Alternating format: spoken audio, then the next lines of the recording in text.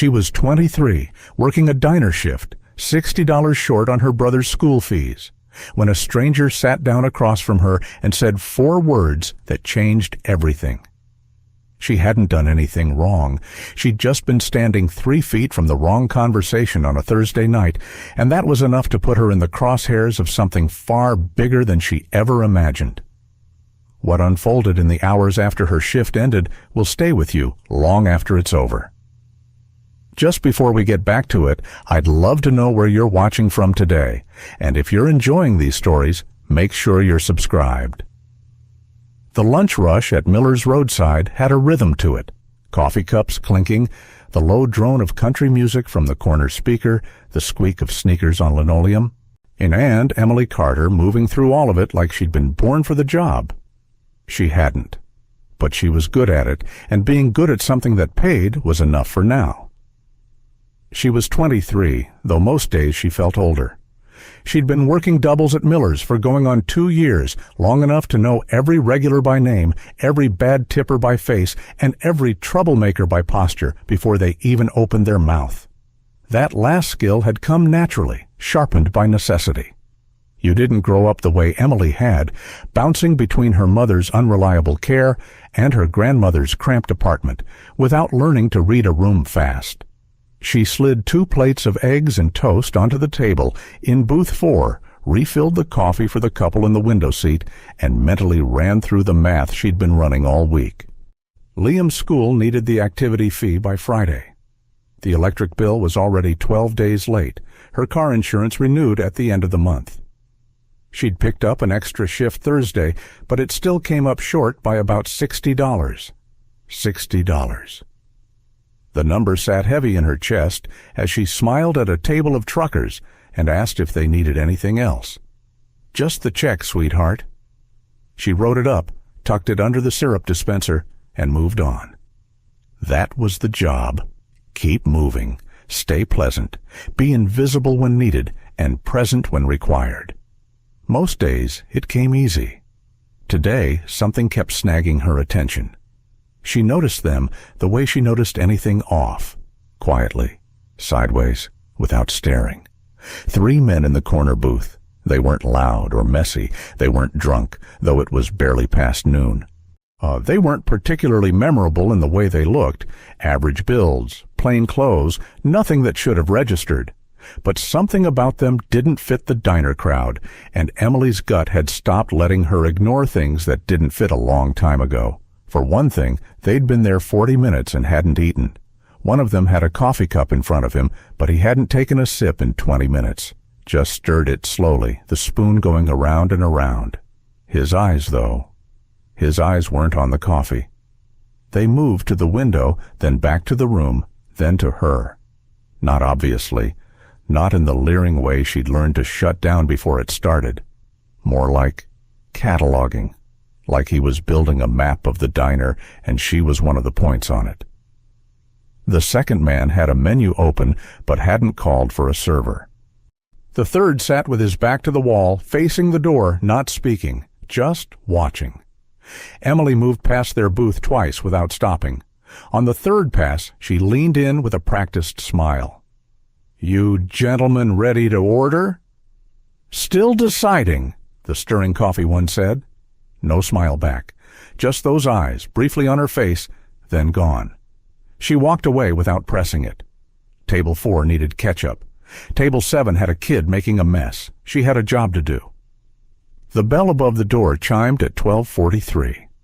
She registered him before she fully looked up, the way you register a shift in temperature or the sudden stillness in a room. A tall man stepped inside, and he did something nobody else had done when they walked through that door.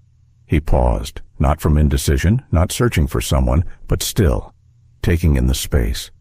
3 seconds of absolute stillness, and then he moved.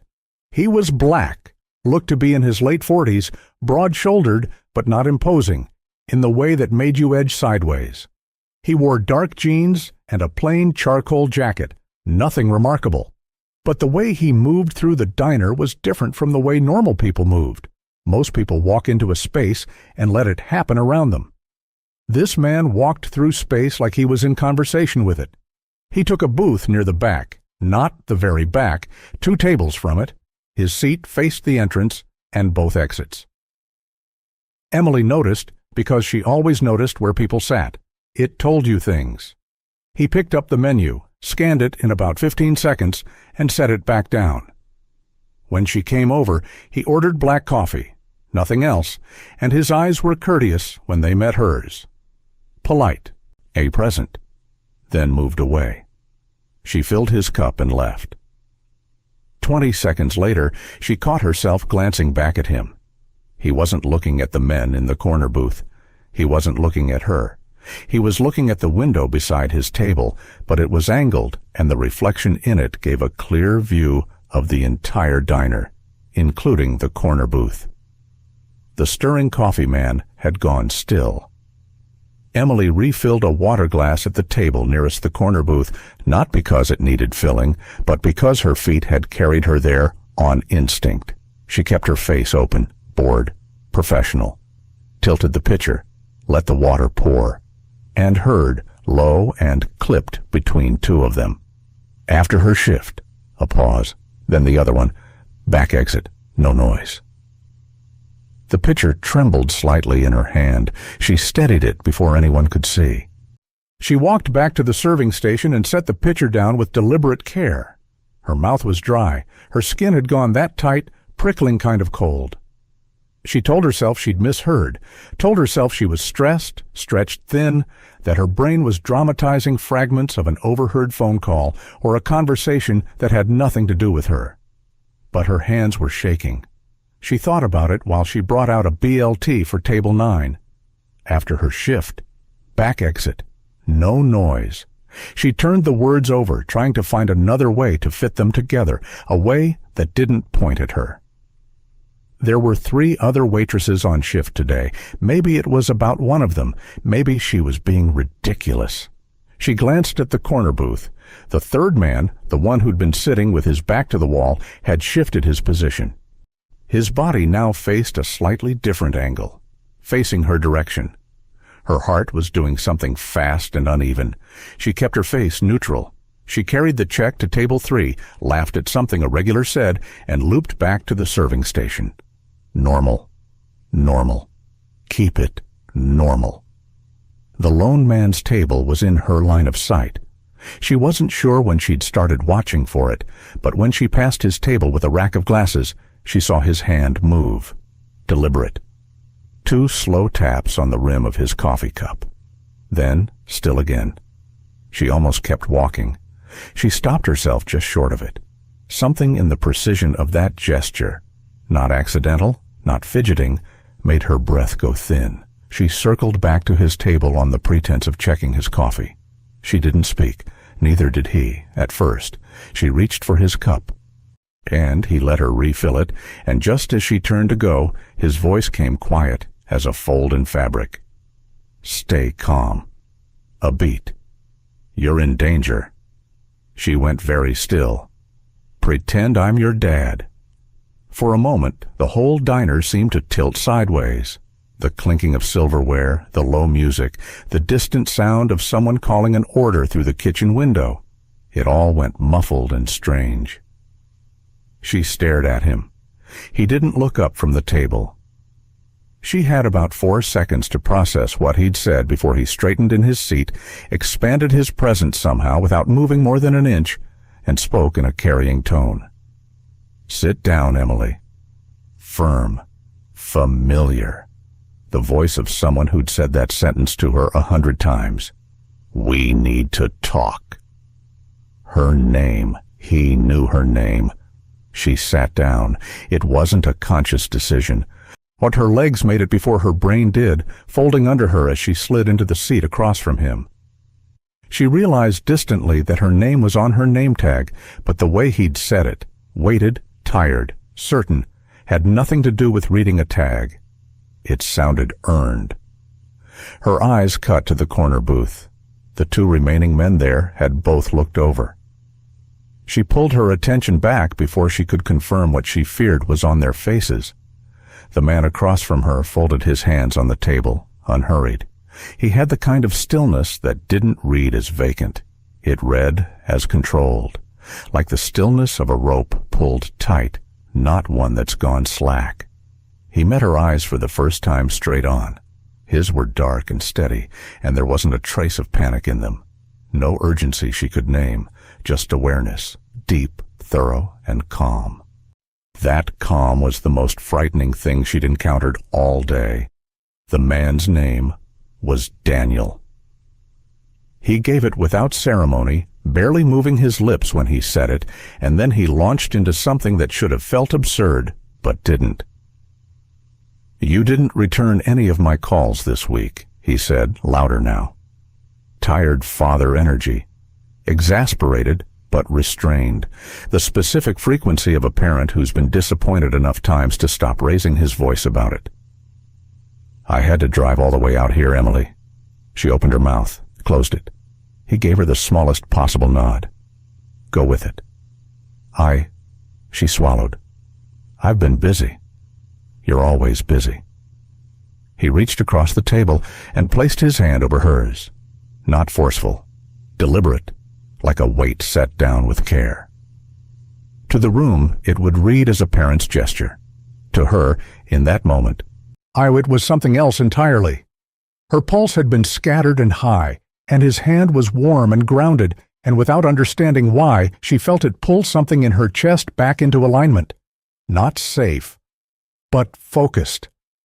She didn't pull away. He leaned back slightly, shaking his head with a believable look of resignation. "I don't know what you're doing with your life right now, but this—" A vague gesture at the diner, meant to look paternal and disappointed. "This is not it." She found her footing. "I have responsibilities." "I know you do. That's why I'm here." It was strange how quickly the scaffolding went up between them, how naturally she started responding to his cues. He'd drop a phrase that gave her a thread, and she'd follow it. He'd shift the subject when he needed her to shift. She was good at reading people, and he was good at leading them, and together the scene had a strange, unsettling coherence. She was aware of the corner booth. She didn't look directly at it, but she saw it in her periphery. The two remaining men had adjusted. One had moved closer, not to their table, but within the radius of it. The other sat with his body turned outward, watching the room. Daniel saw it too. She knew he did, because when he lifted his coffee cup, his gaze moved in a slow arc that had nothing to do with thirst. "They were expecting you to leave alone," he said, low enough that even the empty table beside them wouldn't have caught it. "Now they're recalculating." Her stomach turned. "So it's real." He didn't answer. He didn't need to. Her manager, Connie, appeared at the edge of the dining floor, he eyebrows raised and pointing at the check that needed running and the table waiting to be cleared. The look was not unfriendly, but it was direct. Emily felt the pull of it, routine, obligation, the mechanics of her regular day. She started to rise. She's on break. Daniel said it calmly, without looking up, without raising his voice. Just stated it like a fact that had been long established. Connie blinked. There was a beat, the kind where a person recalibrates. Something in his tone hadn't left much space for debate. She gave Emily a questioning look, and Emily nodded once, tightly, hoping it came across as, family issue, just give me a minute, and not, I am currently terrified. Connie moved on. Emily breathed. Thank you, she said quietly. Don't thank me yet. One of the men from the corner booth stood up. He stretched, easy and casual, like a man who'd been sitting too long and needed to move. Then he walked, unhurried, circuitous, toward their table. His approach was designed to look incidental. He stopped just close enough to lean against the nearest empty table, and when he spoke, his voice had the practiced lightness of someone who'd rehearsed it. Hey, sorry to interrupt. His eyes skimmed over Emily with a speed she felt in her skin. You know if there's a gas station nearby? GPS keeps giving me grief. Daniel looked up. The look he gave the man was level and unremarkable, and contained something in it that Emily couldn't fully name. Not aggression, not hostility, but a kind of bedrock certainty that made the air in the immediate vicinity feel different. 3 miles west on the main road, Daniel said. That was all. The man held the moment. Stayed another 2 or 3 seconds, long enough to make a point that nobody could prove he was making, then pushed off the table with a short nod and turned away. Emily tracked him back to his booth without moving her head. He said something brief to the second man. The second man didn't respond visibly, just adjusted his posture. She looked at Daniel. "Who are they?" "People who've been watching you for longer than today." He said it without drama, the same register as the rest of his sentences. That was somehow worse than if he'd whispered it. "This isn't something that started when you came into work this morning." She made herself take a breath. "How long?" "Long enough that they know your schedule, your exits, whether you usually walk to your car alone." The diner noise continued around them. Someone laughed at a table near the window. The kitchen bell dinged. Emily sat in the middle of all that ordinary sound and felt a wall going up around her, not of safety, but of isolation, like she was watching the normal world through glass. "Why are you telling me this?" she said.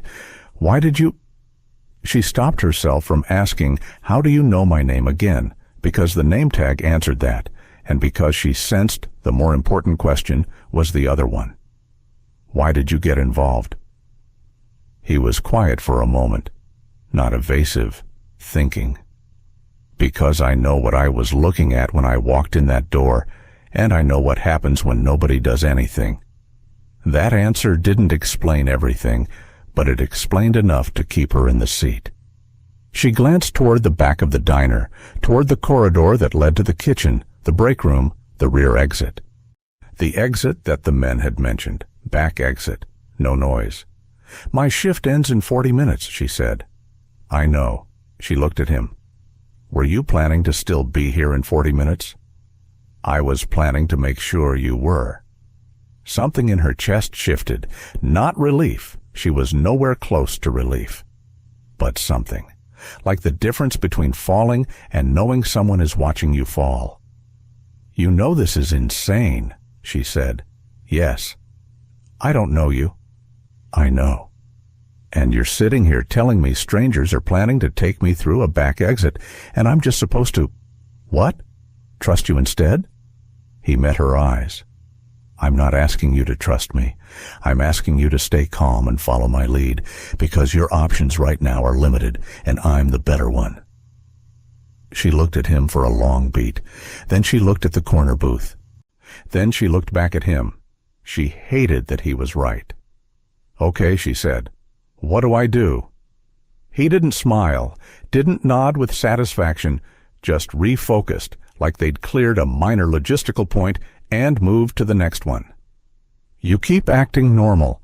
Talk to me like we've had this argument before. Don't look at them directly, and don't check your phone in a way that looks like you're calling for help, because they'll see it." She straightened slightly, reset her shoulders, found the shape of the performance they'd been building together, and slipped back into it. "You always do this," she said, slightly louder. "Drive out here without calling first. You don't answer your calls." "I'm working." "You're always working." The corner booth had gone quiet. She didn't look. She didn't need to. The absence of movement from that direction felt like attention held, not lost. Daniel shifted, reaching into his jacket pocket like he was looking for his wallet, and murmured without changing his expression, "They're watching closer now. That's not bad. It means the cover is working. Stay with it." She stayed with it. They kept the back and forth going, low-key, domestic in its tension, completely believable to anyone who glanced over. Meanwhile, she was tracking the room in her peripheral vision without appearing to, cataloging exits the way she'd never had reason to before, and trying to control her breathing. "Daniel." She said his name for the first time. It felt strange in her mouth. "This isn't random, is it? They picked me specifically." He set his coffee cup down. What makes you say that? Because you said they know my schedule, my exits. She kept her voice low and level. That's not opportunistic. That's planned. He looked at her across the table. In his eyes, she saw something that might have been assessment or respect, or both. He said nothing, but he didn't look away. I've been having a weird week, she said. I thought I was just stressed. There was a car near my building that I kept seeing. Someone called the diner, asking what time I finished on Tuesday. She paused. I didn't connect them. People don't, not until they have reason to. I have reason to now. Yes, he said quietly. You do. She exhaled through her nose, slow, controlled. What happens when my shift ends? We don't let your shift end on their terms. He glanced toward the entrance once, quick, professional. We're going to leave, together, before your scheduled time so they're not prepared for it. And when we do, we walk out the front, calmly, like I'm dropping you somewhere before your shift resumes, not like we're leaving. My manager, I'll handle it if it comes up. My stuff is in the back. Leave it. She thought of her bag, her phone charger, the $10 she'd left in her coat pocket. She thought of all the things she was about to leave behind because a stranger told her to. She thought of back exit, no noise, and she left them. Okay, she said again, quieter this time, more real. He gave her the smallest, most contained nod. Almost nothing, but there, an acknowledgement.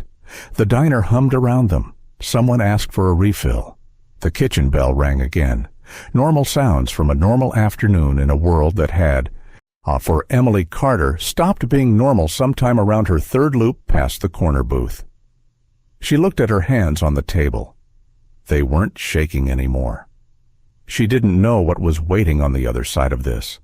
She didn't know who Daniel really was, or how deep the thing he was describing went, or what it would mean for the rest of her day, her life. But she knew the men in the corner booth had said, back exit, no noise, and she knew Daniel had shown up and said, stay calm. And she knew that between the two, only one of them had sat down across from her like she was something worth protecting. For now, that was enough. She straightened in her seat, reset her face, found her voice. You know, she said, louder, back in the scene, you could have just texted. You would have ignored it. Probably, she admitted. And for one surreal second, in the middle of all of it, something almost like a smile crossed her face, brief and involuntary, and then gone. The corner booth stirred, Daniel noticed. Almost time, he said quietly, not looking at her. She nodded once, hands flat on the table, eyes forward. She was ready. The plan was simple. Leave through the front early. Calm, together. Emily knew that. She'd agreed to it. But as she sat across from Daniel in that booth, the diner noise pressing in from every direction, something else was pressing in too. A quieter, more insistent thing. A reel she hadn't meant to play, running backward through the last 7 days. The car. A dark blue sedan parked on the street opposite her building 3 mornings in a row. She'd noticed it the first time because it was blocking the hydrant, and she'd half expected a ticket by the time she came home that evening. But the ticket never came, and the car was still there the next morning, and the morning after, and then on the 4th day, it was gone. She'd told herself the owner had finally sorted it out. She hadn't looked twice. The phone call. Tuesday, someone had called the diner and asked Connie what time Emily's shift ended. Connie had mentioned it in passing. Some guy asking after you, with the mild, unbothered tone of someone who assumed it was a family member or a friend running late. Emily had felt a small ripple of unease and then let it dissolve under the weight of the lunch rush. She hadn't brought it up again. The man outside the pharmacy. Thursday evening. She'd gone in for Liam's allergy prescription and come out to find a man standing near the entrance, not blocking it, not doing anything wrong, just standing. He'd looked at her. Not a long look, not a threatening one, but specific. The kind of look that knows who it's looking at. She'd walked to her car faster than usual and told herself she was being paranoid. Women told themselves that constantly. It was practically a reflex. Now, sitting across from Daniel, she laid those three things side by side in her mind and felt something shift behind her sternum. Not fear. Something colder than fear. Recognition. "It's been a week," she said quietly. "At least." Daniel hadn't asked. He seemed to understand she was working through something, and he let her work. "Car outside my building, someone calling to check my schedule. A man at the pharmacy who—" She stopped, started again. "I thought I was being anxious. I wrote it off." "That's what they count on," he said, low, not unkind. "Incremental exposure. They make themselves present just enough to become background noise before they make their move." She looked at him. "You've seen this before." It wasn't really a question. Everything about the way he'd walked through that door, sat down, read the room. It spoke to a fluency that didn't come from reading about something. It came from having lived inside it. He was quiet for a moment. Then, "I spent over 20 years doing work that most people don't have clearance to know about. Part of that work was understanding how operations like this one function, the surveillance patterns, the timing, the selection criteria." "Selection criteria," she repeated. Yet the word sat in her mouth wrong. Clinical. Cold. "Young women," he said carefully, "usually between 19 and 25, living alone or close to it, predictable schedules, limited immediate support network." She thought of Liam at home. 16, good kid, spent most afternoons on his school assignments and texting his friends. Her grandmother was in Greenville, too far to be practical backup. Her mother was her mother. There was no one else she'd call in an emergency who could actually get to her in under an hour. "I fit the profile," she said. "Yes." The word landed without softening. She appreciated that more than she would have appreciated an attempt at comfort. This wasn't a situation for comfort. This was a situation for facts. "So I wasn't—" She steadied herself. "This wasn't random. Someone looked at my life and decided I was a good candidate." "Correct." She pressed her hands flat against the table. The vinyl was cool beneath her palms. For a long moment she just breathed, in and out, measuring it, and let the thing she was feeling move through her fully rather than trying to contain it before it arrived. It wasn't grief exactly. It wasn't quite rage. It was something in between, a slow, burning clarity, like a lens coming into focus on an image you realize you've been half-seeing for years. They thought she was easy, isolated and overlooked, and unlikely to put up enough resistance to complicate the plan. They had watched her schedule, her exits, her patterns, and they had decided she was manageable. The anger that followed that thought was clean and quiet and absolute. "Okay," she said. Her voice came out steadier than she expected. "What do we do?" Daniel's eyes moved to her face. A brief, sharp look, like he was calibrating something. Then he said, "First, Liam." The name came out of her before she'd finished the thought. She sat up straight, heart rate spiking clean through the controlled breathing she'd been working on. "My brother, he's home. He's 16. He's home alone, and if they've been watching me, then they know. Take a breath." "Daniel." "Emily." His voice was quiet, but it cut through cleanly. "I hear you. We're going to address it. But I need you focused, not spinning. Take a breath." She took the breath. It cost her something. "He's alone." "How long has he been home?" "Since 3. School lets out at 3. She checked the clock on the wall behind his shoulder. 4:18. He texted me at lunch, but I haven't checked my phone since the floor got busy. She started to reach for it. Slowly, Daniel said, like you're checking the time. Don't look urgent. She drew her phone from her apron pocket, glanced at the screen the way someone checks the time out of mild boredom. No new messages from Liam. Nothing alarming in itself. He often didn't text between school and dinner. But the absence of it now, in the context of everything else, felt loud. No messages, she said. Daniel processed this visibly.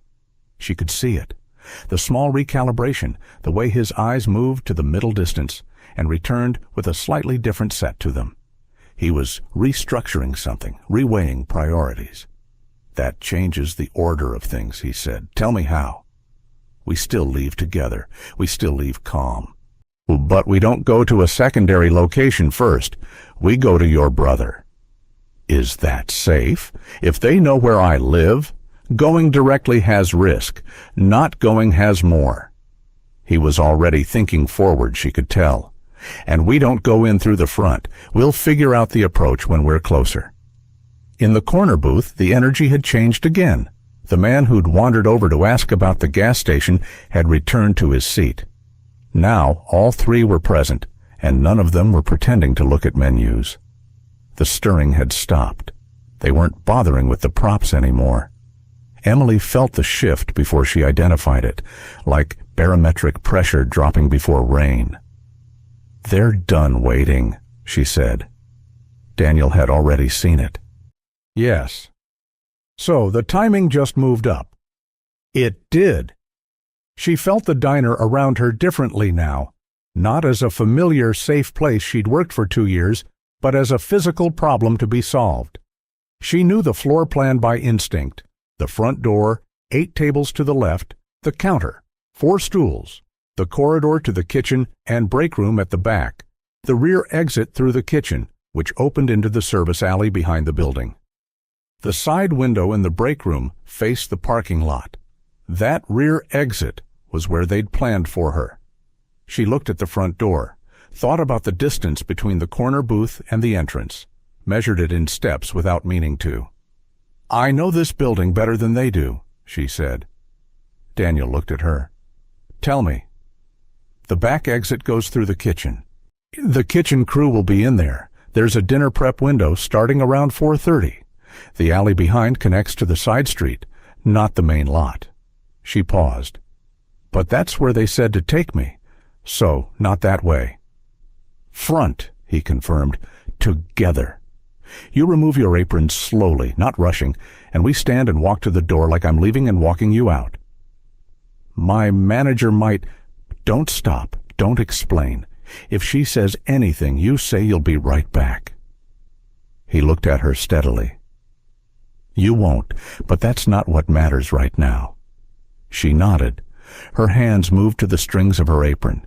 She began to loosen them, slow, like she had all the time in the world, like this was the most ordinary thing. She thought about Liam at home. She thought about the blue sedan outside her building. She thought about the fact that someone had studied her life and decided it was takeable. Her hands stopped shaking. She folded her apron neatly and set it on the seat beside her. She met Daniel's eyes across the table. I'm ready, she said, and she meant it. He stood first. She followed. Side by side, not hurrying, they moved toward the front of the diner, and the men in the corner booth rose from their seats. Every step toward the door had weight in it. Emily kept her pace even, her shoulders back, her face in the neutral expression of someone finishing a break and walking a family member out. She had spent 2 years learning to look unbothered in a room full of people demanding things from her. That skill had never been more useful than it was right now. Daniel moved beside her, not in front, not behind, beside, and close enough that their arms nearly touched. She could feel the steadiness coming off him like something physical, a frequency rather than a warmth, and she matched her steps to his without thinking about it. She didn't look at the corner booth directly. She didn't have to. In her peripheral vision, she tracked the movement, 2 men rising, a shift in the room's weight, and felt her pulse kick hard once before she controlled it back down. The distance to the front door was maybe 30 feet. It felt like considerably more. They were 12 feet out when the man stepped into their path. He appeared from the left side, not from the corner booth, which meant he'd been positioned there already or had moved earlier, and she hadn't caught it. He was the middle-height one, plain jacket, the one who'd been watching the room rather than her specifically. Up close, he had an easy, almost relaxed look on his face, the particular expression of someone who doesn't need to make effort because the situation has already been arranged in their favor. "Leaving so soon," he said. Light, conversational, like he was catching up with old acquaintances. The front door was directly behind him. Emily felt Daniel's pace change beside her. Not slow, just recalibrate. A single beat of adjustment, and then he was fully present to the situation in a way that hadn't been visible from the booth. "Move," Daniel said. One word, no elevation in his voice, no hardening. It didn't need either. It came from somewhere below emotion, a register that didn't invite discussion, just a clear statement of what was going to happen. The man didn't move. His easy expression didn't shift, but something in his eyes changed, a small recalibration, assessing what he was actually dealing with. "Sir, I just want to have a word with—" He reached for Emily's arm. It happened very quickly. Later, she would try to reconstruct the sequence and find it difficult, not because it was chaotic, but because it was so precise that her brain had trouble separating the steps. Daniel's hand came up and intercepted the man's wrist before contact was made. A turn, a downward redirect, controlled, economical, the kind of movement that knew exactly what it was doing and used only as much force as the task required. The man's arm was twisted into an angle that made further action involuntary, and in the same motion Daniel stepped between him and Emily, he putting his body in the space where the confrontation had been. The man dropped. Not dramatically, he went down onto one knee, the arm useless, and stayed there for a moment processing what had just happened. The diner erupted, not violently, but the way a space does when something wrong enters it suddenly and everyone feels it at once. A woman at the counter made a sharp sound. Chairs scraped back. Someone at table 3 grabbed their kid and stood. A plate hit the floor in the kitchen doorway and shattered, though whether that was related was hard to say. "Go," Daniel said, his hand at her back, not grabbing, directing, guiding pressure. She went. They covered the last 12 feet to the door in seconds. She pushed through the glass, felt the outside air hit her, cool, slightly overcast. The particular smell of a late afternoon in a commercial stretch, exhaust and concrete and fast food from the place 2 doors down. For 1/2 second it felt like escape.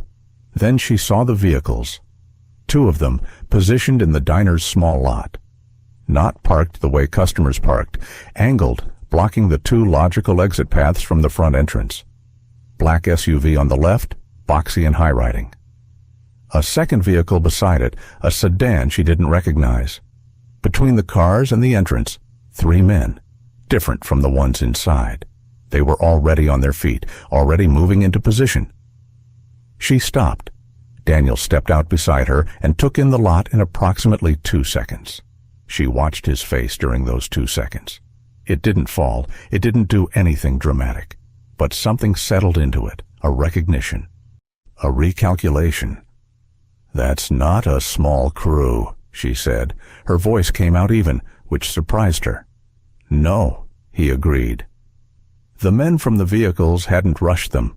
They were fanning out slowly, deliberately, covering the angles, making a rush for the street impractical without going through at least 2 of them. One of them spoke into something at his collar. There was a network to this, communication, coordination. Behind them, through the glass door, she could hear the diner's interior noise still unsettled. Raised voices, movement, the specific acoustic texture of a public space mid-disruption. The man Daniel had dropped would be back on his feet. The others from the corner booth would be moving toward the exit. They had maybe 40 seconds before the situation closed completely. She looked left. When the side of the diner building ran along a narrow service path, not quite an alley, but a gap of maybe 6 feet between the building and the fence of the property next door, used for deliveries and maintenance. She'd walked down it once to help a delivery driver who'd pulled too far past the kitchen entrance.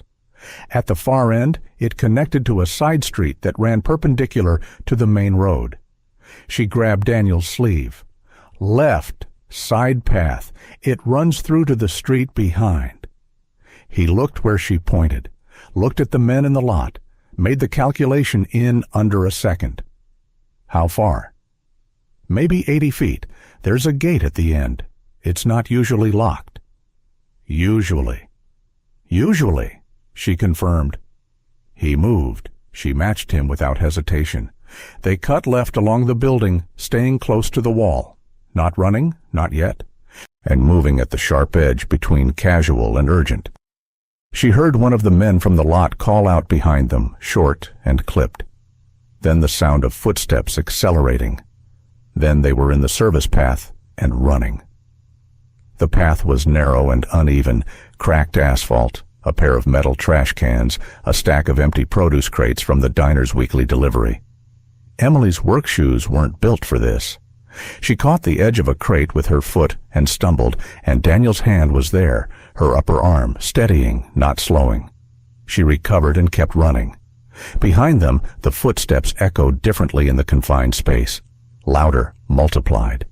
More than one person. She didn't look back. The fence gate came into view at the end of the path. Chain link, latch handle, the kind that rusted and complained but usually opened. Usually. She hit it 2 steps ahead of Daniel and shoved the handle down and pushed. It swung open. They came through onto a side street. Residential adjacent, no sidewalks, parked cars along one edge. Emily's lungs were working hard. The air tasted like cold iron. Daniel pulled the gate shut behind them and looked both ways along the street in that same fast, methodical way, reading it, assessing. "Walk," he said, "same pace as anyone else out here." She understood why. Running drew eyes. Running meant something was wrong, and wrong meant someone calling 911, which in another situation would be exactly what you wanted, but right now meant stopping, explaining, waiting for response time while the people behind them closed the distance. She forced her body into a walk. Her legs resisted. The side street was quiet. 2 people further down. A woman walking a dog, a kid on a bicycle turning the corner ahead. Nobody watching them specifically. From behind the fence, she heard voices. 2 of the men had entered the service path. Not running, they'd also understood that running drew attention, but close. Daniel set a pace, brisk but controlled, and she matched it. They walked half a block in silence. Emily's heart rate was still high, but the kind of high that was functional, that gave her clarity rather than taking it. "The gate will buy us maybe a minute," Daniel said without turning his head. "Then what?" "Then we need distance and cover, in that order." She thought while she walked. She knew this area, not intimately, but adequately. 2 years of commuting to and from the diner had built a working map of the surrounding streets. There was a small residential stretch 1 block north, houses with side yards and enough visual obstruction to break a sight line. Beyond that, a commercial block, dry cleaner, barber shop, a mechanic's place she'd passed 100 times without ever going in. "There's a mechanic shop," she said. "Weston Auto, a block and a half north. I've seen it every shift for 2 years. There's always at least 1 person inside, sometimes 2, the owner and an older guy who does the heavy work." Daniel considered this as they moved. "You know them?" "I know their faces. They get coffee from us sometimes. The owner, heavy-set guy, gray beard, he's never seemed—" She searched for the right word. "Unfriendly." "Mechanic shops have back exits," Daniel said. It wasn't really to her, more like verifying the logic aloud. Low foot traffic. Room to think. "And tools," she added. in case anyone wants to argue about it. He glanced at her sideways, a look she couldn't fully interpret. They turned north. The street widened slightly, lined with older houses set back from the sidewalk, deep yards, broad-trunked trees beginning to show the early push of spring. The light was getting lower, late afternoon turning toward early evening, the sky the layered gray gold of a sun behind clouds. Emily's breathing was leveling out. Her mind, though, was still running. "The man from the lot," she said. "He was talking into his collar. They have radios or something." "Earpieces," Daniel said, "which means whoever organized this has eyes on more than the diner." "So they could already know which direction we went." "Possibly, which is why we're not going to your apartment directly, even though I know that's what you want to do." She said nothing because he was right, and she resented it. "Liam is safer if we approach correctly than if we go in blind and lead them straight to him." His voice was even. "Give me 10 minutes to think and we'll move on him, okay?" She looked at him as they walked. Everything about this man was still unfamiliar. His full name, his history, the specifics of what he'd actually done in those 20-plus years he'd mentioned. She'd known him for less than 2 hours. She'd sat across from him in a booth while he held her hand and scolded her about phone calls, and she'd played along because her gut had told her she had no better option. Her gut had not, so far, led her wrong. "Okay," she said. Weston Auto appeared on the left, a low cinder-block building with 2 bay doors, one closed and one open. An older truck was lifted on a hydraulic rack inside. The sign above the entrance was faded blue on white. A small hand-lettered card in the window said open until 6.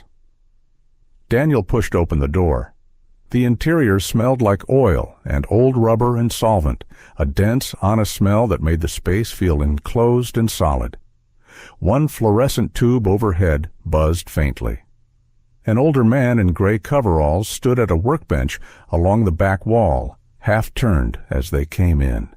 He had a wrench in his hand and reading glasses pushed up on his head. He looked at Daniel first. Something moved between them, brief and wordless. Daniel spoke to him in a low, quick murmur. She caught "friend of Ray's" and 10 minutes and "we need the back" and nothing else. The older man looked at Emily, then back at Daniel. He then set down the wrench and gestured toward a door at the back of the shop. They moved through it into a small room, a break space barely, with a plastic folding table, 2 mismatched chairs, and a half-dead plant on the windowsill.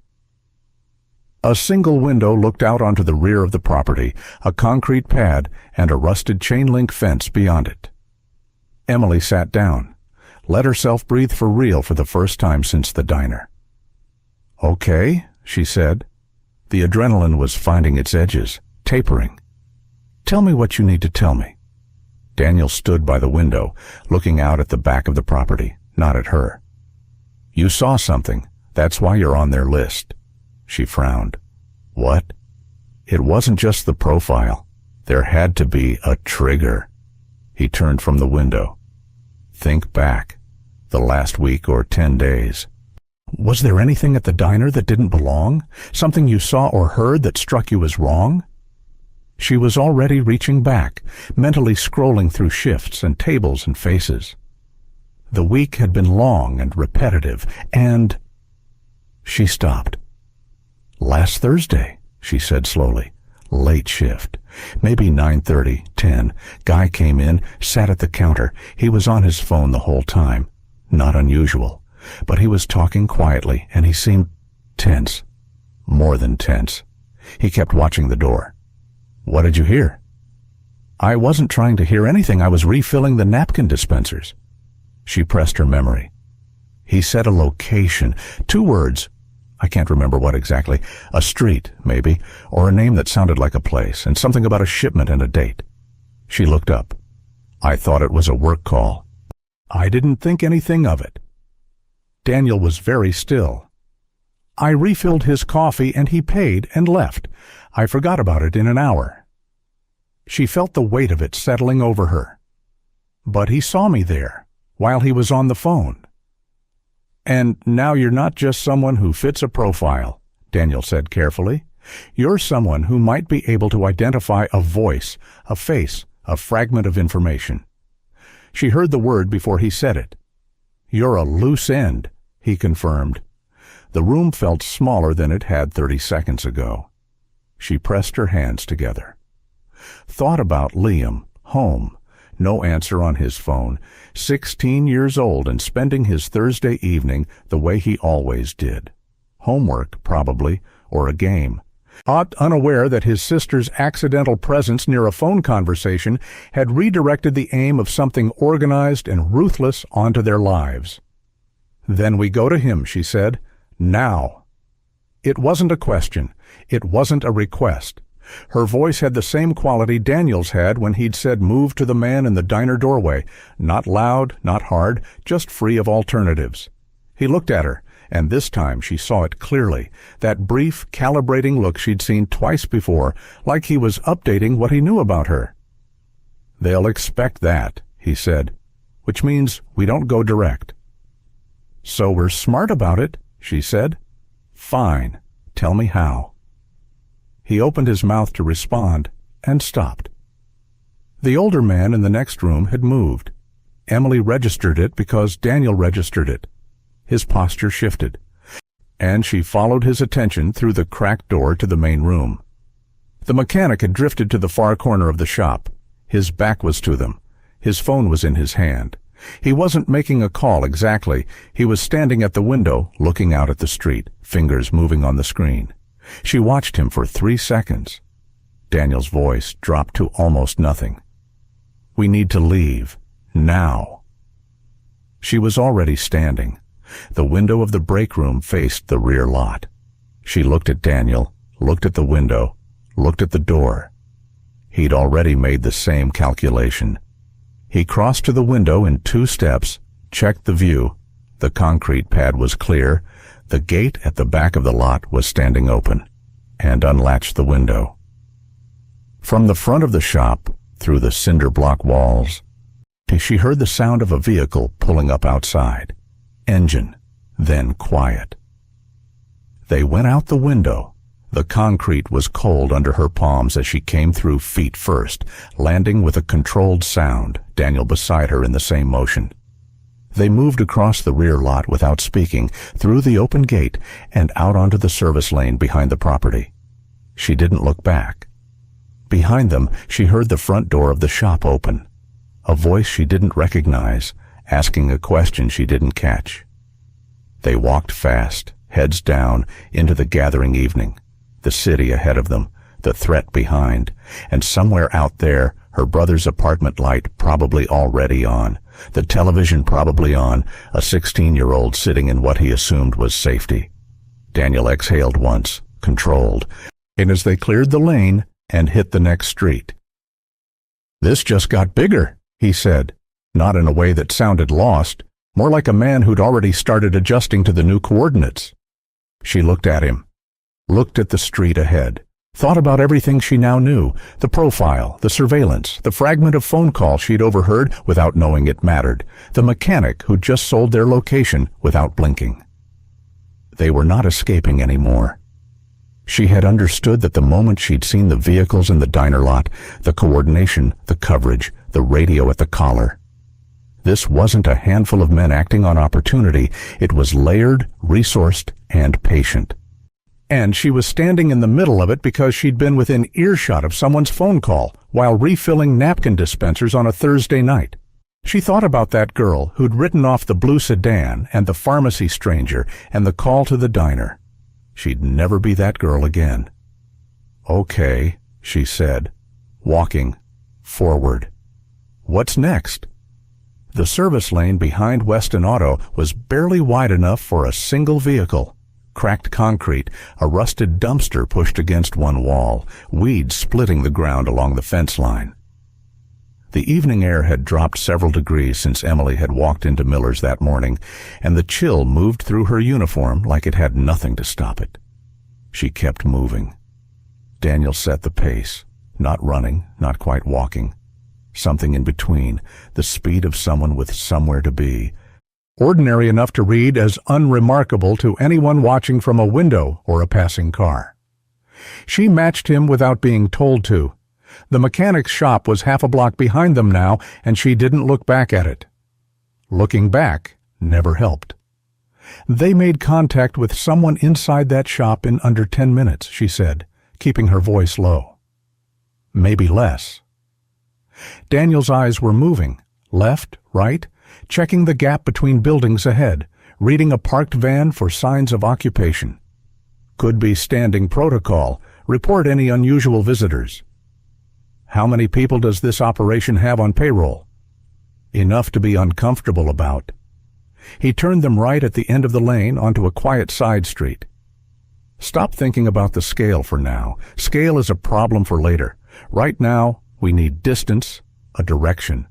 And we need to know Liam is okay. Hearing her brother's name out loud in his voice did something to her chest, tightened it, then released it into something sharper. She pulled her phone from her apron pocket, remembered she'd left the apron on the booth seat, then looked down and realized she'd taken it after all. She must have grabbed it automatically when she stood, muscle memory from 2 years of tying and untying it at the end of every shift. It was bunched in her left hand. She still had her phone. She dialed Liam. It rang 4 times. Then his voicemail, casual and slightly bored-sounding the way teenage voicemails always were. "Hey, it's Liam. Leave a message," or whatever. She kept her voice normal. "Hey, just checking in. Call me when you get this, okay?" She ended the call and looked at Daniel. "He doesn't always answer," she said. "He'll see it and call back." How long does that usually take? 10 minutes if he's into something, less if he's bored. She paused. He's probably fine. He probably is, Daniel agreed. But we act on the assumption that he isn't, because assumption is cheaper than the alternative. She understood that. She hated it, and she understood it. They came out onto a wider residential street. Oak trees along the parkway, older houses with deep front porches, a kid's bike dropped on its side in one yard. The neighborhood had that specific late afternoon stillness of a place where most people were inside now, dinner being made, televisions turned on. Normal evening sounds filtering through closed windows. It felt almost bizarre to walk through it. "We need a direction," she said. "So we can't just keep moving without one." "I know. And I need to know what direction is actually safe, because the mechanic shop was supposed to be safe." He didn't argue with that. He walked 2 more paces in silence, and she could see him working through something, not stalling, actually working. She'd learned the difference between those things in the last 2 hours. "The people behind this," he said eventually, "are going to have eyes on transit hubs, bus stops near your apartment, the main roads in and out of your neighborhood, anywhere obvious." He glanced at her. "Did you walk to work this morning?" "No, I drove. My car's still in the diner's lot." "Which they'll be watching." He nodded to himself. "That's fine. We don't need your car." He pulled his own phone and checked something briefly. "There's a school 2 blocks east of here. Schools have fields, and fields have multiple exit points and low vehicle access. We move through it and come out on the far side." She looked at him. "You've been mapping this neighborhood since we left the diner." "I've been mapping this neighborhood since I walked into the diner," he corrected. She absorbed that. "You saw me before I saw you." "I saw them before I saw you. You came second." He said it without apology. It was just a sequence of events. They turned east. The neighborhood thinned slightly, houses giving way to a strip of older retail, a dry cleaner, a cell phone repair place with a neon sign, a corner store with a hand-painted logo above the door. A few people moving along the sidewalk, heads down in their phones, unremarkable. Nobody looking at Emily and Daniel with anything more than the absolute minimum of awareness that strangers give each other on city streets. She nearly tripped over an uneven section of sidewalk, heaved up by a tree root pushing through from below. Her foot caught the edge and she pitched forward, shoulder dropping, and caught herself with her next step before it turned into a fall. She kept moving. "You're doing well," Daniel said quietly. Not as encouragement, more like a field assessment. Matter of fact. "I'm running in work shoes," she said. "I know. They're not built for this. I know that too." Something about the exchange steadied her oddly. The absurdity of it, running from an organized trafficking operation in non-slip restaurant shoes, discussing it like it was a logistical inconvenience. She almost made a sound that might have been a laugh if the situation had been different. Liam called back. She answered before the second ring. "Hey." "Hey." His voice was normal, slightly distracted, the specific distraction of someone mid-game or mid-video. "What's up?" "Nothing, just—" She kept her voice carefully easy. "Are you home?" "Yeah." "Are the doors locked?" A pause. She could hear him recalibrate slightly. "Why? Are you okay?" "Yes. I just want you to check the doors and keep them locked, okay? Don't answer if someone knocks unless it's someone you know." Another pause, longer. What's going on?" She looked at Daniel. He gave her nothing. No signal, no instruction. This one was hers. "I can't explain right now, but I need you to stay inside and keep the doors locked and don't open them for anyone, okay? I need you to just do that for me." She heard him move, heard the shift of his weight, the small sounds of him taking her seriously, in the way he usually resisted, but always eventually did when her voice carried a certain quality. "Okay," he said. A beat. "Are you coming home?" "Yes, not yet, but yes. I'll call you before I do." "Okay." Another beat. Quieter now. "You're scaring me a little bit." "I know. I'm sorry. Just stay inside." She breathed. "I love you." "Yeah, me too." He sounded like a kid for a second, not 16, but younger. It made something in her throat tighten so hard it was almost physical. She ended the call. Daniel said nothing for a moment. Then, "Good. He's scared. But he's inside and he'll stay that way." He glanced at her. "That's what matters." "For now," she said. "For now," he agreed. The school appeared ahead, a mid-sized public elementary, single-story brick, playground equipment visible along the left side, a wide athletic field stretching behind it. The main gate was locked, as expected after hours, but the side fence that bordered the residential street behind had a section where the chain link bowed outward at the bottom, the kind of gap that generations of kids had widened over years of using it as a shortcut. Daniel crouched, held the fence up, looked at her. She went through without discussion.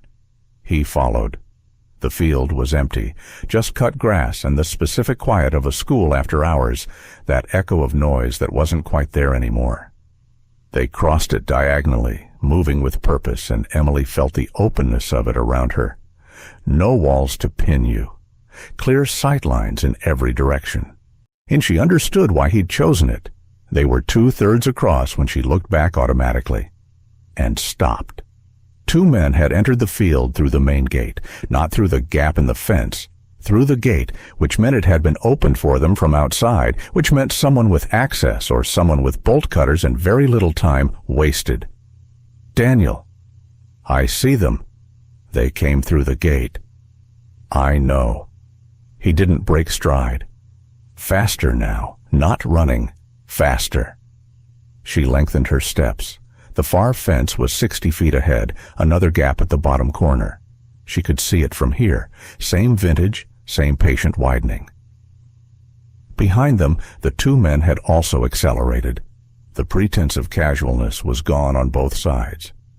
"When we go through the fence," Daniel said, "there's a street.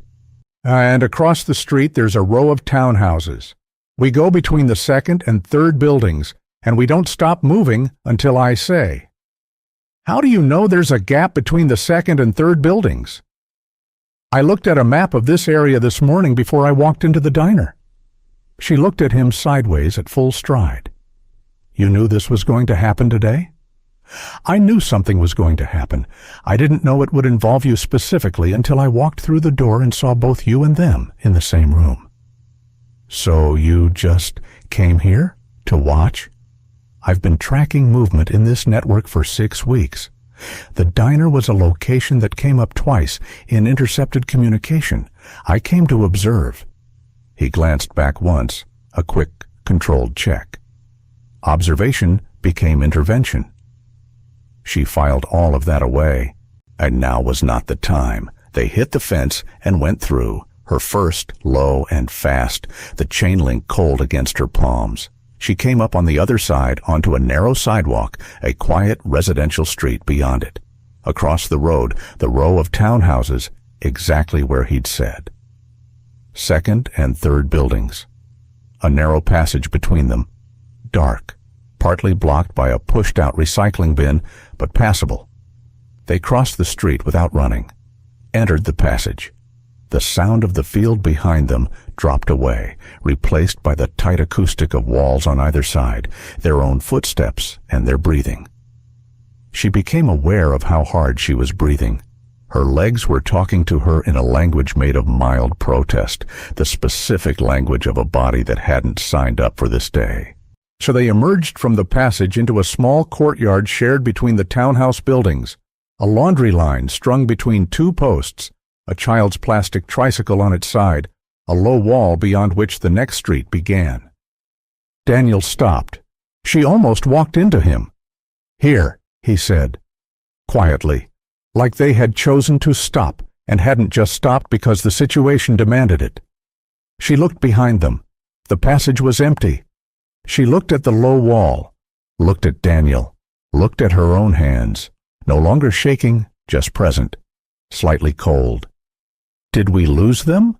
she asked. "For now." He was listening, head angled slightly, the posture of someone with better calibrated attention than the average person. The townhouse corridor breaks line of sight. They'll have to go around the block to reacquire. How much time does that buy us? 3 minutes, maybe 4. She pressed her back against the wall of the townhouse and tipped her head back and looked at the sky. That slate-colored early evening above the roof lines, the first suggestion of stars not yet visible, but coming. She thought, "This morning I was worried about $60. She said, "What do we do with 4 minutes?" He was already thinking. She could see it. "I need to make a call," he said. "There's someone I can reach who has operational awareness of this area. Someone I trust." "Someone from before?" "Yes." "How far before?" He looked at her briefly. "Far enough that it matters." She didn't push it. She watched him pull his phone and move 2 steps away. Not for privacy, she sensed, but habit. The posture of someone who had spent years making calls in exactly this kind of moment, in exactly this kind of quiet, and had developed automatic physical rituals around it. He dialed. It answered on the second ring. She could hear the faint sound of a voice, but not the words. Daniel spoke in the same register he used for everything, low, unhurried, stripped to the essential. "It's me. I need eyes on a residential address. Northwest quadrant, block near Miller's Diner." He listened, said, I know what I'm asking. I need it in the next 20 minutes. A pause. Because a girl and her kid brother are running out of time. He listened for longer this time. She watched his face and read nothing dramatic on it, just that deep, quiet attention. Then he said, "Thank you," and ended the call. He turned back to her. 20 minutes, he said. "And then?" "And then we have someone on the ground near your building who can tell us what we're walking into before we walk into it." She exhaled, let herself feel the relief of that for approximately 3 seconds before putting it back in its compartment. "Okay," she said, "so we stay mobile for 20 minutes, and then we move on Liam." "Yes," she nodded. "Then we need somewhere to be for 20 minutes that isn't a field or a mechanic shop." He looked at her. And this time, the faintest, most contained suggestion of something that acknowledged the weight of what she'd just said without dismissing it. "Working on it," he said. "They found 20 minutes in the back of a laundromat 3 streets over. The kind of place with outdated machines and a handwritten sign on the wall listing acceptable coins and a smell that was equal parts warm air and old detergent." There were 4 other people inside, a woman folding sheets with practiced, efficient movements, 2 men on the bench against the far wall watching something on a shared phone, and a teenager sitting cross-legged on a machine eating chips and looking at nothing in particular. Nobody looked up when Emily and Daniel came in. They sat on the bench near the back wall. Daniel faced the door. Emily sat beside him and looked at the floor and tried to put her thoughts in order. She was not the same person who had started her shift this morning. She could feel that distinction clearly now, not because of anything she'd done yet, but because of what she understood. There was a version of herself that existed this morning, running the floor at Miller's, mentally calculating the shortfall on Liam's activity fee. That Emily had noticed things and filed them away as coincidences and noise. The person sitting in this laundromat had the same facts, a different frame. "Tell me about the girl," she said. Daniel looked at her. "The one you mentioned earlier," she said. "Same signs, same setup. You got there too late." She held his gaze. "I'm not asking to make you feel bad about it. I'm asking because you made a decision today based on what happened to her, and I want to understand what I'm inside of." He was quiet for a moment, not reluctant, gathering. "Her name was Tanya," he said. She was 21, working a diner, not so different from yours, in a city I'd been watching for 3 months. The indicators were there. I saw them in the pattern data before I even had eyes on her. Young, alone, routine, isolated, classic selection criteria. He stopped, started again. "I flagged it, put in a request for resources. The request went through the wrong channel and sat on a desk for 4 days. Emily said nothing. By the time I reached her, it had already moved past the point where reaching her was enough. He said it plainly, without dramatics. She survived, but surviving something and coming out of it whole aren't the same thing. I've known that ever since." He looked at the wall across from them, the handwritten sign, the out-of-order machine in the corner. "I left that work 18 months later. But I didn't stop watching." She understood then what he was, not just a former operative, a man with a wound that had taken the shape of a vigil, traveling, watching, tracking the edges of networks he no longer had institutional backing to dismantle. Acting when the moment aligned. "How often does the moment align?" she asked. "Not often enough." He looked at her, but today it did. She let that settle. Thought about Tanya, thought about herself, what her version of too late would have looked like if Daniel had ordered a full meal and taken his time or hadn't come in at all. The back exit. No noise. "You said this isn't just a crew," she said. "You said it's an operation. How big?" "Big enough to have a functioning surveillance network in this city. Big enough to have informants in civilian businesses." He paused. "Way big enough that there are people above the men in that diner who have never been in a diner." "Have you encountered this specific operation before?" "Adjacent to it. 6 weeks ago in another city, I picked up signals. Communication patterns, movement of certain vehicles, a name that came up twice. It pointed here. I followed it here." He shifted.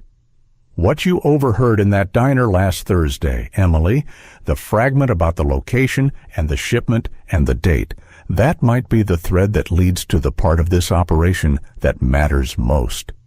She thought about the man at the counter, the tension in his shoulders, the way he'd watched the door, the low, urgent voice that she'd half heard while stacking napkins. "I can't remember the location," she said, just that it sounded like a place name, 2 words. It might come back. Or it might not matter. There are other ways to trace it.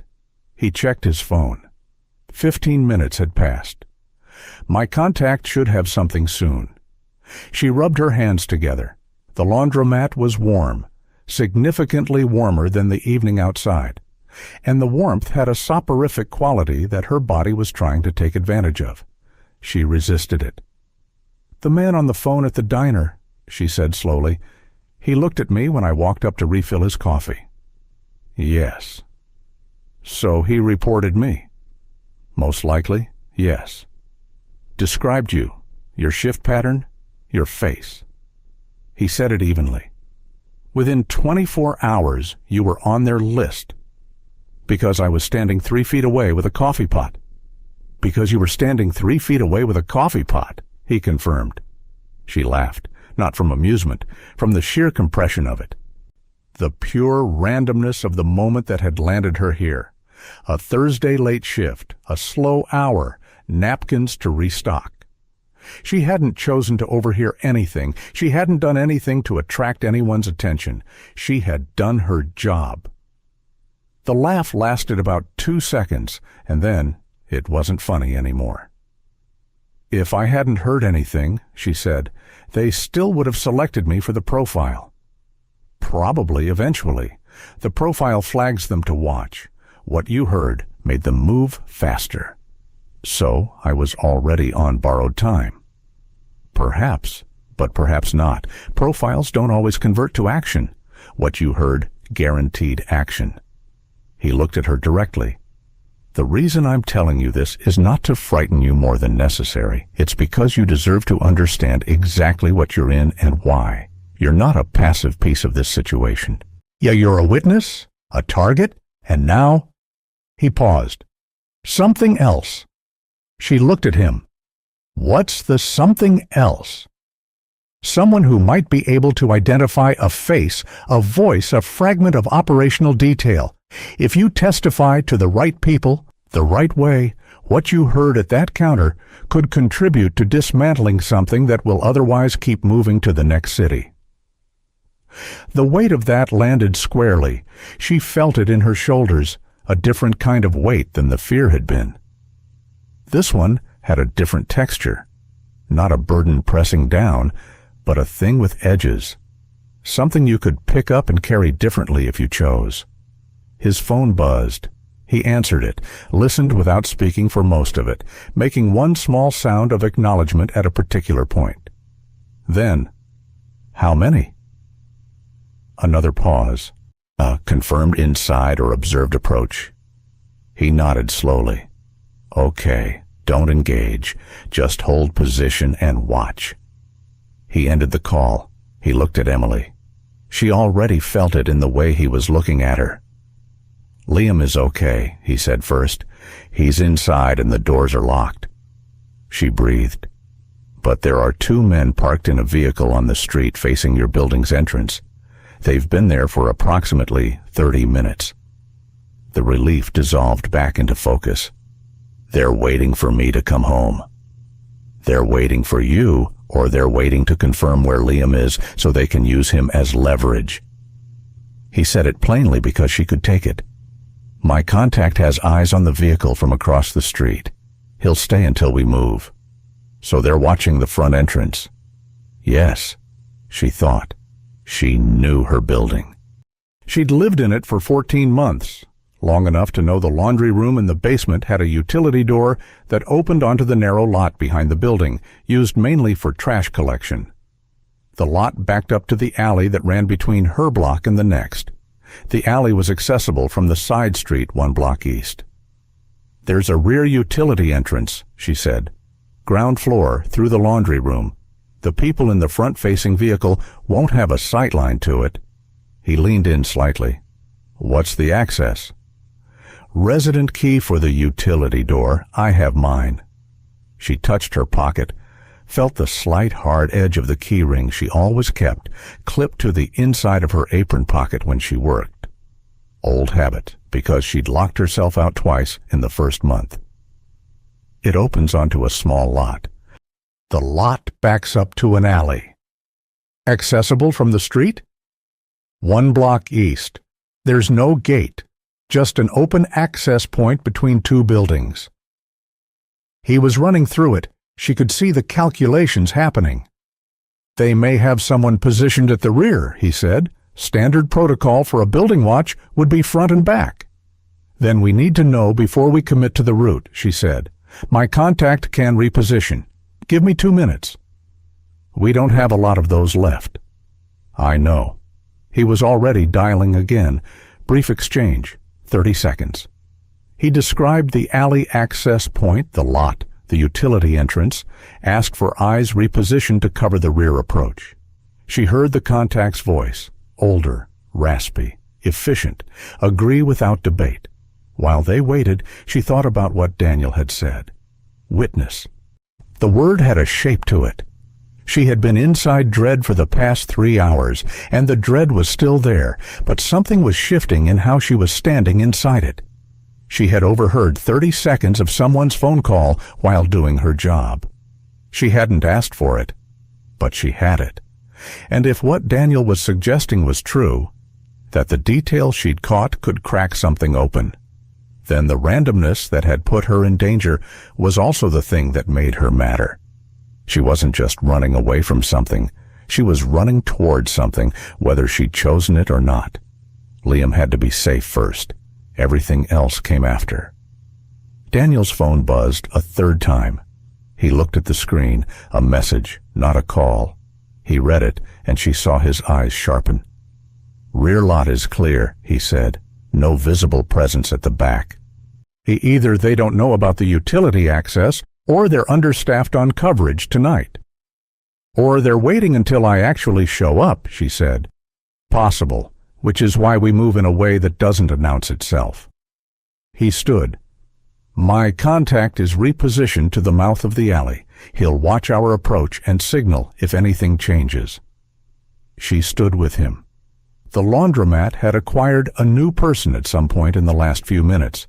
A man in a canvas jacket, feeding quarters into one of the machines, paying them no attention. The woman with the sheets had gone. The teenager was still on the machine, still eating chips, looking at her phone now. Normal evening. Normal Tuesday. Daniel. She said his name the way she'd been saying it for the past 2 hours, without thinking about the strangeness of how well she knew it. "When this is over, Liam and I, are we going to be okay? Long term, I mean. If I testify to whoever you think I should testify to, does that—" She stopped. "Does that make it worse? Are there more of them?" He looked at her for a moment. She could see him weighing honesty against reassurance, and she could see which one won. "There are more of them," he said, "but testifying through the right channels means institutional protection. It means you're not a loose end anymore. You're a protected witness. That changes the calculation for them significantly." "How significantly?" "Significantly enough." He held her gaze. "I won't tell you there's no risk, but I will tell you that the risk is smaller on the other side of this than it is in the middle of it. And we are currently in the middle of it." She nodded. Okay. Okay? Okay." She squared her shoulders, straightened her spine, put everything she'd learned about remaining functional under pressure, from years of working a diner floor, from the last 3 hours of this, behind her eyes. "Let's go get my brother." Something shifted in his face then, small and only there for a moment, and gone quickly. But she caught it, something between recognition and relief. Like a man who had spent 1.5 years carrying something alone, feeling it distribute slightly. "We go east to the alley approach," he said, moving toward the laundromat door. "We take the alley to the rear lot. We go in through the utility entrance and up the back stairwell. We do not use the elevator, we do not knock before we open your door, and we get Liam, and we move. We do not stop to pack. We do not stop to explain. And we do not stop." She followed him to the door. "You've done this before," she said. "Exactly this." He pushed the door open. The evening air came in. Cold now, properly cold. The thin, early spring cold that found every gap in your clothes. "Different building," he said. "Different city." He looked at her over his shoulder. "Different outcome this time." They stepped out into the night. Ahead of them, 2 blocks east and 1 block north, Liam was inside with the doors locked, waiting for his sister to come home. Behind them, the operational reach of something far larger than any of them had considered when the day began.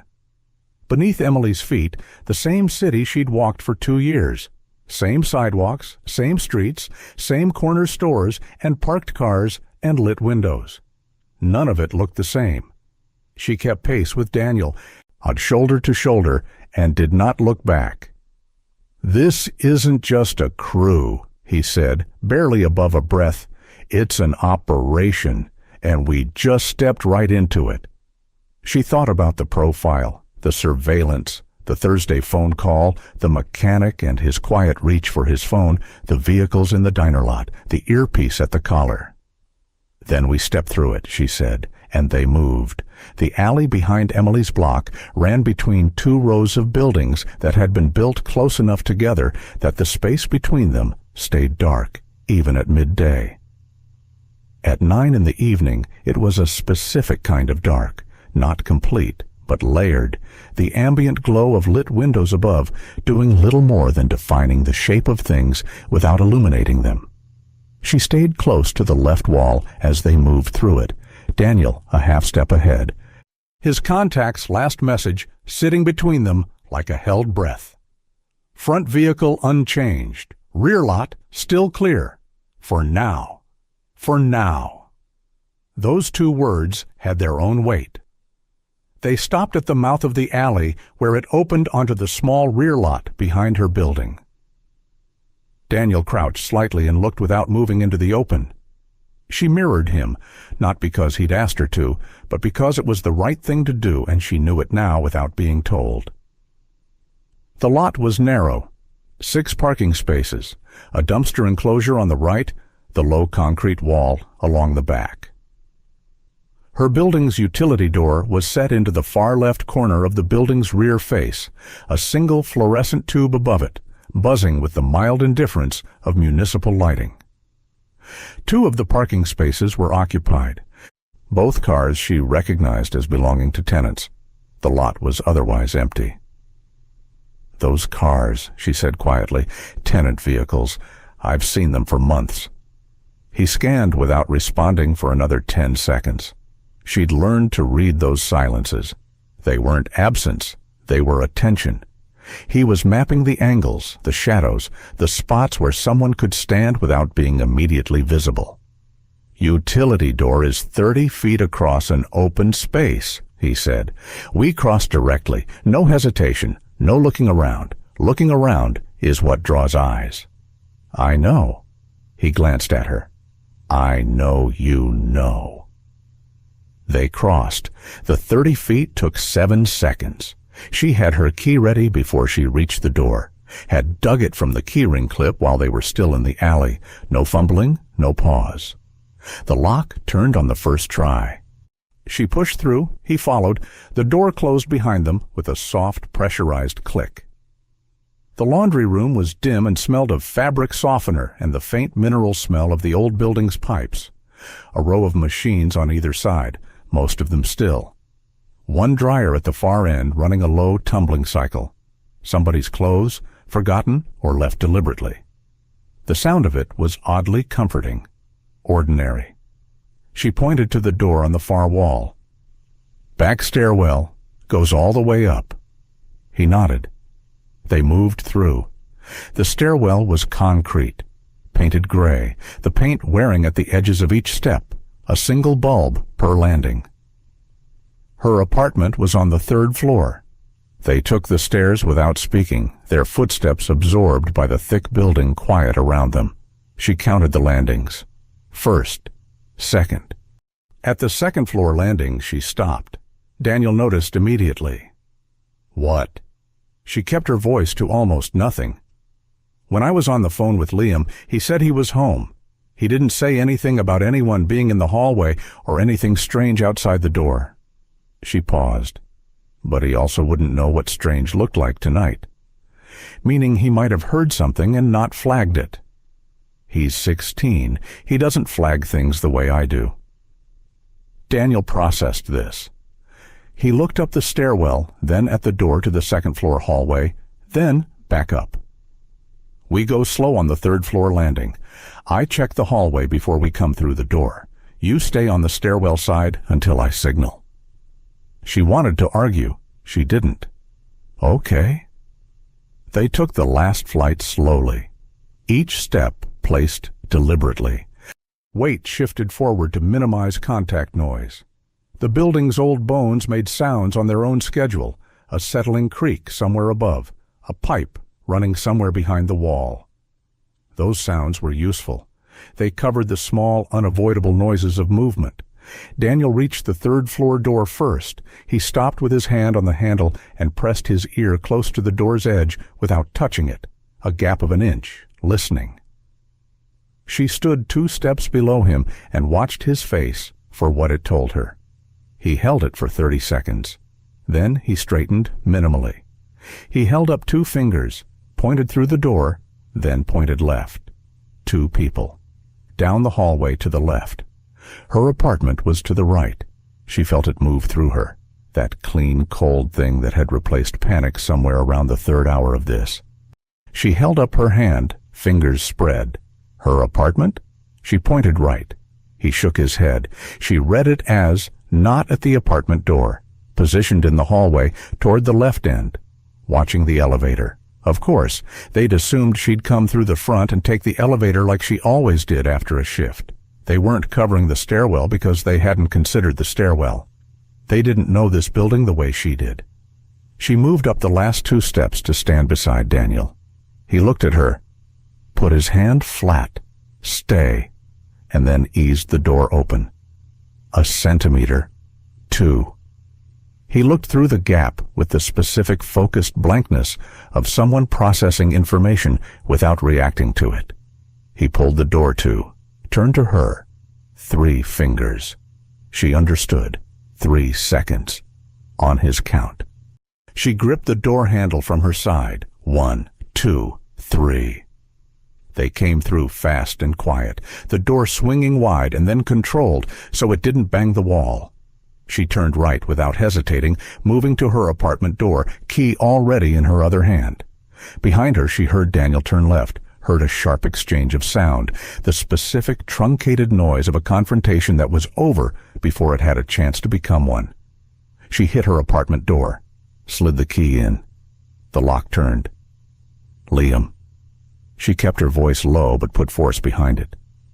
It's me. She pushed inside.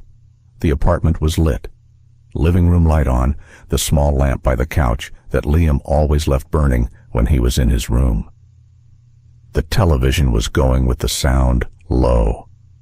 She could smell the remnants of the microwave dinner he'd made himself. He could see the container on the coffee table.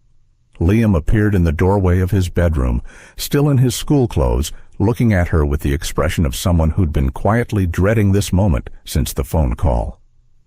M. He looked past her at the open door, the empty hallway. What's... Come here. She crossed to him, grabbed his arm, pulled him in. He was taller than her by 2 inches now, had been for almost a year, but he let himself be moved the way he'd let her move him since he was small. We're leaving, right now. Take your phone, your charger, whatever you can grab in 30 seconds. Don't pack a bag. Emily, what is happening? 30 seconds, Liam. Go. He went. She'd known he would. She moved through the apartment fast, her own phone charger from the kitchen counter, her small emergency envelope of cash from the kitchen drawer, the spare key. Her mind ran through what she was leaving, everything. Her whole ordinary life, the $60 shortfall, the electric bill, all of it sitting here in this apartment like a skin she'd stepped out of at 12:43 this afternoon. She heard Daniel in the hallway. She went to the door. The hallway was empty in both directions. Daniel stood close to the stairwell door, his back to the wall, watching the elevator indicator above the far door. He glanced at her, and she held up 1 finger. 1 minute, and he nodded. Liam appeared beside her with his jacket and his backpack half-zipped, phone sticking out of his front pocket. He looked at Daniel and then at Emily with an expression she hadn't seen on him in years. A younger expression. I'd stripped of the practiced composure that teenagers constructed around themselves. Who is that? A person who is helping us. Don't ask anything else yet, okay? Just come. She watched him make a decision, the visible, deliberate decision of someone choosing to trust someone they love over every instinct to slow down and demand information. He zipped his backpack. Okay, he said. They went into the stairwell, down 3 flights, through the laundry room, out the utility door, into the cold rear lot, crossing the same 30 feet she'd crossed 4 minutes ago, back into the alley. Daniel's phone buzzed once. He checked it without slowing.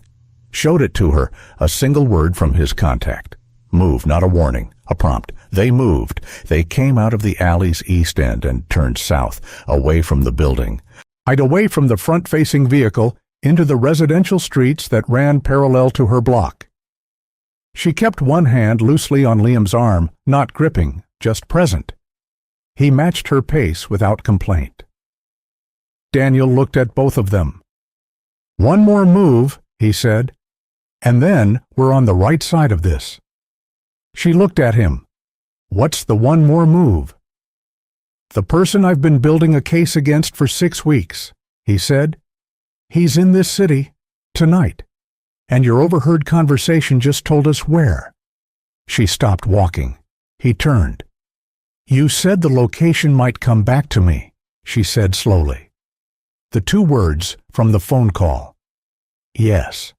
She looked at the street, the pavement, the lit windows, and the parked cars, and the ordinary still city around them. She pulled the memory forward, the counter, the coffee pot, the man's tense shoulders. His voice low and quick, the words she'd caught in passing and filed away as noise. Harmon Yard, she said. It surfaced clean and certain, the way a submerged thing rises when the water above it goes still. That's what he said. Harmon Yard, and a date. He said Thursday. Daniel was very still. Tonight is Thursday, she said. He looked at her for a long moment. Then he reached for his phone. Then we're not running anymore, he said. Daniel made 2 calls in quick succession while they stood in the shelter of a deep doorway on the residential street. Liam beside Emily, close enough that their shoulders touched, both of them watching Daniel's face for information they couldn't get from the calls themselves. The calls were short. He listened more than he spoke. When he ended the second one, he turned to them with a settled look. Not satisfaction, not urgency, but the steady readiness of a person who has finally gotten everything he needs. My contact is bringing a vehicle, he said. 3 minutes. Where are we going? Emily asked. You are going somewhere secure, a contact location, not a safe house in the movie's sense, just a private address where you'll be off the street and unreachable. He looked at Liam. Both of you. Liam looked at Emily. She looked at Daniel. And you? I'm going to Harmon Yard. With who? People I called 6 weeks ago when I started tracking this. Investigators. Federal jurisdiction, the kind who have been building their own case from the institutional side while I've been building mine from the outside. He put his phone away. What you heard at that counter, Emily? The location, the date, a voice I can now tie to a description. That's the last piece they needed to move tonight. She processed this. So all of it, today, the diner, everything, it ends tonight. This piece of it ends tonight. He met her eyes. I told you before, there are more of them. This operation has reached beyond this city, but the people coordinating it locally, the ones who put you on a list, who put those men in the diner, who parked outside your building tonight, they'll be finished. That's enough, Liam said quietly. Both of them looked at him. He was looking at the ground, hands in his jacket pockets, jaw set. That's enough for tonight. She reached over and touched the back of his arm. A vehicle turned onto the street, a plain, dark sedan, unhurried, pulling up against the curb. So the window came down, and she saw an older man behind the wheel, gray-bearded, the same raspy efficiency she'd heard in Daniel's phone calls. He looked at her the way a person looks at someone they've been told about. "Get in," Daniel said. She opened the rear door and guided Liam in ahead of her, then turned back to Daniel. He was standing on the sidewalk, and for the first time since she'd sat down across from him in that booth, the context around him had changed enough that she could see him differently. Not the man at the table in the diner, not the voice in her ear, not the hand on her arm guiding her through chaos. Just a man standing on a city street at night, carrying something old and heavy and his own. "You could come with us," she said. "No," he said. "I couldn't." She looked at him. "Is it going to be okay?" "At Harmon Yard." He considered the question seriously, the way he considered all questions. "Yes." "You're sure?" "I'm prepared," he said. "Which is better than sure." She wanted to say something that matched the weight of the day, something that captured what it was to have a stranger sit down across from her in a diner booth and say, "Stay calm and mean it," and then stay. But there was no sentence that covered it, and she suspected he would find a long one uncomfortable anyway. "Thank you," she said. It was small. It was also the only thing that was actually true. He nodded. One motion, final and complete. She got in the car. The contact, whose name turned out to be Walt, drove without conversation, which suited all three of them.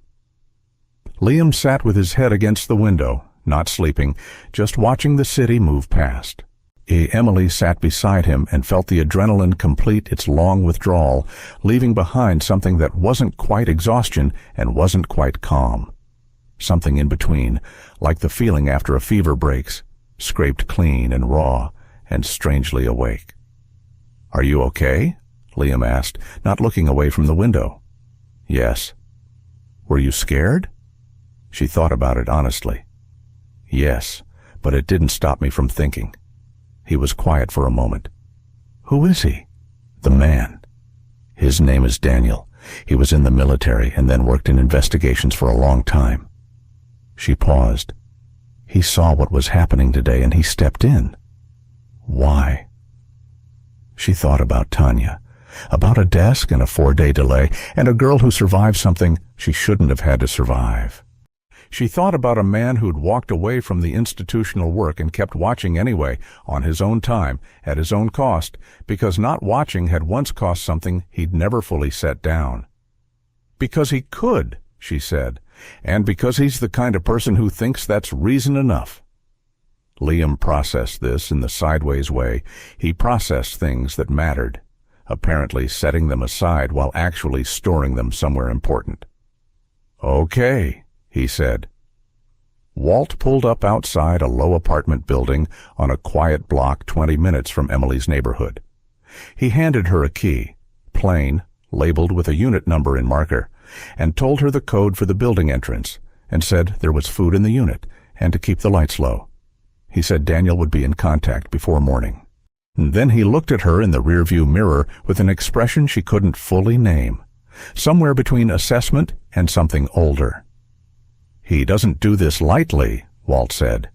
"In case you were wondering." She hadn't been wondering. She'd known that since the first 2 tap on a coffee cup. "I know," she said.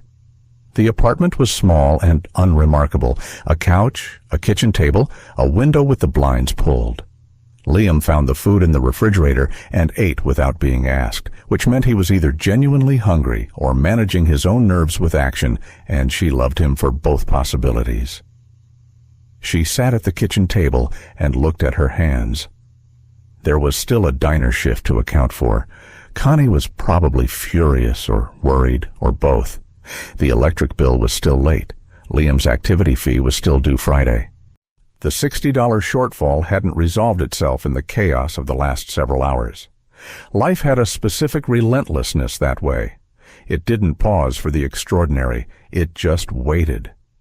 But she was here. Liam was here. And somewhere across the city, at a place called Harmon Yard, the thing that had put those men in the corner booth of Miller's roadside was being taken apart by people who had the authority and the evidence to take it apart completely. She thought about the word Daniel had used. Witness. The shape of it. The edges of it. She'd be called on to describe a man at a counter. A voice on a phone.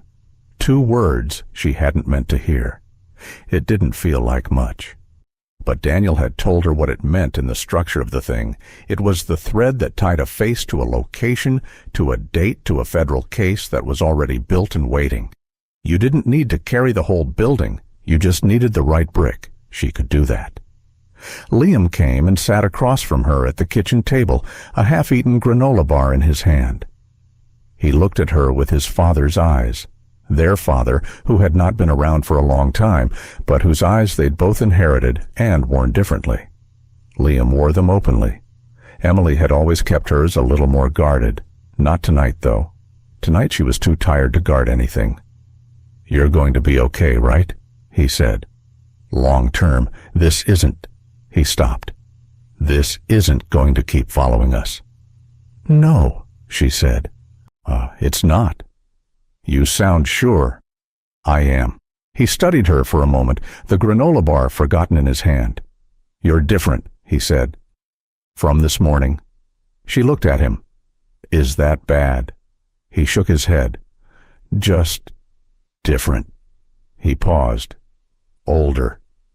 She thought about the Emily who had started her shift that morning, who had run the floor and smiled at tables and done the math on $60 and felt the particular low-grade exhaustion of a life running on discipline because anything else felt like collapse. That Emily had been capable, had been perceptive and tough and good under pressure. But she'd also been smaller in a way that was hard to name, hemmed in by the ordinary size of her circumstances. That hem was gone now. "Yeah," she said, "maybe a little." Her phone buzzed at 11:47, a number she didn't recognize. A message in plain language, no name attached. "It's done. Everyone accounted for. Sit tight, and a federal contact will reach you in the morning for a formal statement. You're protected. D." She read it twice, set the phone face down on the table. Liam was watching her. "Good news?" "Yes." He let out a breath that had clearly been sitting compressed in his chest for several hours. It came out long and slightly ragged and very young. She reached across the table and covered his hand with hers. He turned his palm up and held it, the way he'd stopped doing somewhere around age 12, and apparently hadn't forgotten how. "Get some sleep," she said. "You too." "In a bit." He went to the couch and pulled the throw blanket off the back and was asleep in under 10 minutes. And the specific unconsciousness of a body that had burned through everything it had. She sat at the table and listened to the quiet apartment and the muffled sounds of the city outside the pulled blinds. Dawn was still hours away. The statement could wait for morning. The next afternoon, when it was over, when the federal contact had come and listened carefully and taken her account with a thoroughness that told her it mattered, when Liam was in the hallway with Walt being walked through what the next weeks would look like, when the apartment had shifted from shelter to checkpoint and was about to become simply a memory, she saw Daniel once more. He was standing outside on the sidewalk when she came down, not waiting exactly, just present. He looked like a man who had slept at some point, but not many hours. He looked like a man who had finished something. She stopped beside him. The city moved around them. Afternoon foot traffic, a truck double-parked, someone's music from an open window. The ordinary and relentless machinery of it. "You didn't have to stay," she said. He looked at the street ahead. There was a long pause, not evasive, just real, the pause of someone who was choosing a true answer over a convenient one. "I did," he said quietly. "This time." She understood. She didn't need him to say more, and he didn't offer it. What had happened between a girl named Tanya and a delayed request and 4 lost days was his to carry. She had her own things to carry now, not as heavy and with a better outcome, and, because of him, with the full knowledge of what she'd walked through and come out of. She looked at him sideways. "Where do you go from here?" He exhaled once, looked at the street. "Wherever the next signal is." She nodded. That was who he was. She'd known it since the alley, maybe since before. A man in permanent motion, following something most people couldn't see because most people hadn't learned to look. "Then go," she said. He looked at her one last time, that same quiet, calibrating look, final and complete. Then he turned and walked, unhurried, unannounced, absorbing back into the flow of the city the way he'd arrived in the diner. There one moment, gone the next, the space where he'd stood already closing. She watched until he turned the corner, then she turned back to where Liam was waiting and went to him, and they went forward together into the rest of the ordinary, extraordinary day. If this story moved you, hit like and subscribe. There are more stories here that deserve to be heard.